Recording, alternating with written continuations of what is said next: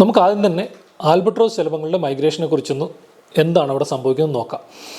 Albatross ശലഭങ്ങൾ actually ഒരു ഇളം മഞ്ഞ നിറത്തിലോ അല്ലെങ്കിൽ വെളുത്ത നിറത്തിലോ കാണുന്ന ഒരു ചിത്രശലഭമാണ്. ഇതിൻ്റെ മൈഗ്രേഷൻ എല്ലാ വർഷവും സാധാരണ ഡിസംബർ അവസാനവും ജാനുവരി മാസങ്ങളിലാണ് കാണപ്പെടുന്നത്. കോമൺ ആൽബട്രോസ് ബട്ടർഫ്ലൈയുടെ മുട്ടയിടുന്ന പ്ലാന്റ് എന്ന് പറഞ്ഞ ഒരു ചൂട്ടമരം എന്ന് പറയും. അത് മലയുടെ മണ്ടയ്ക്കാണ്, ഏകദേശം 1200 മീറ്ററിന് മേളിലുള്ള ചോലവനത്തിലൊക്കെയാണ് ഈ സാധാരണയായിട്ട് ഈ മരങ്ങളുള്ളത്.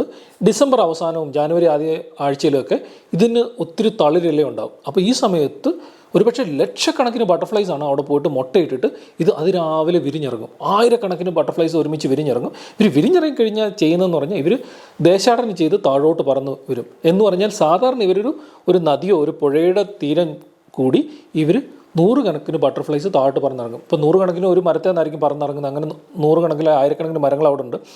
അതിൽ നിന്നൊക്കെ ലക്ഷക്കണക്കിന് ബട്ടർഫ്ലൈ ഒരുമിച്ച് ഇങ്ങനെ താഴോട്ട് പറന്നിറങ്ങും. ബട്ടർഫ്ലൈസിനെ കുറിച്ചൊക്കെ പഠിക്കുന്ന ഡോക്ടർ ജാഫർ പാലോട്ട്, ഞങ്ങളുടെ ഒരു മെൻറ്റർ, അദ്ദേഹം പറയാറുണ്ട് ഇത് ആക്ച്വലി അവിടെ ഒരു ഫാക്ടറി ഇട്ട പോലാണ്. ഒരു ഫാക്ടറിക്കകത്ത് ഇങ്ങനെ ആൽബട്രോസ് ബട്ടർഫ്ലൈയുടെ കുഞ്ഞുങ്ങളെ വിരിയിച്ചിങ്ങനെ ഇറക്കി വിടുന്ന പോലത്തെ ഒരു സംഭവമാണ് അങ്ങ് മലയുടെ മണ്ടയ്ക്ക് സംഭവിക്കുന്നത്. അപ്പോൾ അവർ വിരിഞ്ഞിറങ്ങിയിട്ട് ഇവർ സിംഗിൾ ഫയലായിട്ട് വരുന്നത്, എന്ന് പറഞ്ഞാൽ ഒറ്റ വരിയായിട്ടാണ് വരുന്നത്. ചിലപ്പോഴൊക്കെ 5 മിനിറ്റിനുള്ളിൽ ഒരു 5000 800 ബട്ടർഫ്ലൈ ഒക്കെ, ചിലപ്പോൾ 10,000 ബട്ടർഫ്ലൈ ഒക്കെ ഒരുമിച്ച് നമ്മുടെ കൺവെൻറ്റിലൂടെ ഇങ്ങനെ പറന്നു. ഇതൊരു സ്പെക്ടക്കിളാണ്.